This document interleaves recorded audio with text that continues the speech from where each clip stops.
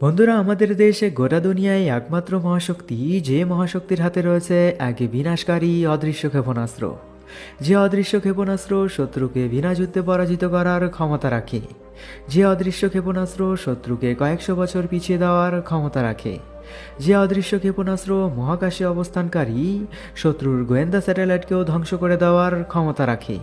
যে অদৃশ্য ক্ষেপণাস্ত্র শত্রুর মেন পাওয়ার স্টেশনকেই উড়িয়ে দেওয়ার ক্ষমতা রাখে। যে অদৃশ্য ক্ষেপণাস্ত্র শত্রুর পারমাণবিক হাতিয়ারকেও ধ্বংস করে দিতে পারে। যে অদৃশ্য ক্ষেপণাস্ত্র শত্রুর ডিফেন্স সিস্টেমকেও অদৃশ্যভাবে সফট কিল করতে পারে। যে অদৃশ্য ক্ষেপণাস্ত্রের নাম শুনেই পাকিস্তানি সেনারা ভয়ে থর থর করে কেঁপে ওঠে। চীনা সেনারা এলএসি ছেড়েই পালায়। যে অদৃশ্য ক্ষেপণাস্ত্রের নাম শুনলেই আমেরিকা, রাশিয়ার মতো সুপার পাওয়ার দেশও ভারতের সামনে মাথা নত করে। যে অদৃশ্য ক্ষেপণাস্ত্র ভারতের সমরাস্ত্র ভাণ্ডারে সামিল হওয়ার পর দুনিয়ার কোনো শক্তির ক্ষমতা হয়নি ভারতের দিকে চোখ তুলে তাকানোর। বন্ধুরা, ভারতের এই অদৃশ্য ক্ষেপণাস্ত্র কেন এত বিনাশকারী? কি নাম এই অদৃশ্য ক্ষেপণাস্ত্রের? কিভাবেই বা শত্রুর হাতিয়ার অদৃশ্যভাবে ধ্বংস করে? আজকে আমরা সেটাই জানব। তবে বন্ধুরা, বিস্তারিত আলোচনার পূর্বে আপনাদের কাছে একটাই অনুরোধ, আপনাদের এই ছোট্ট ইউটিউব চ্যানেলটিকে প্লিজ সাবস্ক্রাইব করে নেবেন। ধন্যবাদ। বন্ধুরা, ভারতের এই ভয়ঙ্কর অদৃশ্য ক্ষেপণাস্ত্রের নাম কালী ক্ষেপণাস্ত্র। কালী ক্ষেপণাস্ত্রের full name kilo ampere লিনিয়র injector. DRDO এবং ভাবা অ্যাটমিক রিসার্চ সেন্টার যৌথভাবে এই কালী ক্ষেপণাস্ত্র তৈরি করেছে। এই মুহূর্তে ভারতের সমরাস্ত্র ভাণ্ডারে কালী ক্ষেপণাস্ত্রের দুটি ভার্সন মজুদ রয়েছে। একটি হলো কালী 5000 আর একটি হলো কালী 10000।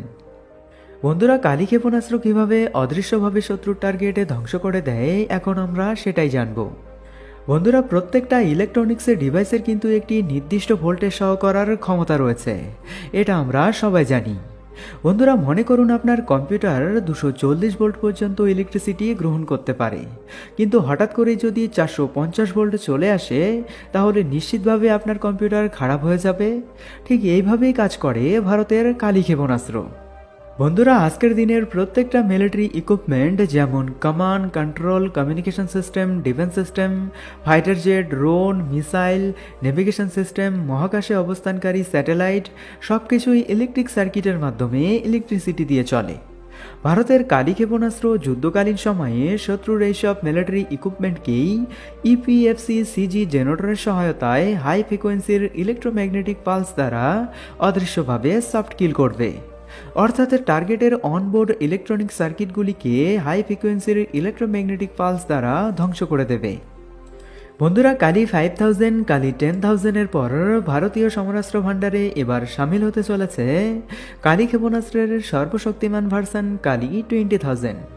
বন্ধুরা, ভারতের কালী ক্ষেপণাস্ত্র নিয়ে আপনাদের কি মতামত অবশ্যই জানাবেন। তো আজকে এ পর্যন্তই, দেখা হচ্ছে পরবর্তী ভিডিওতে। জয় হিন্দ, জয় ভারত।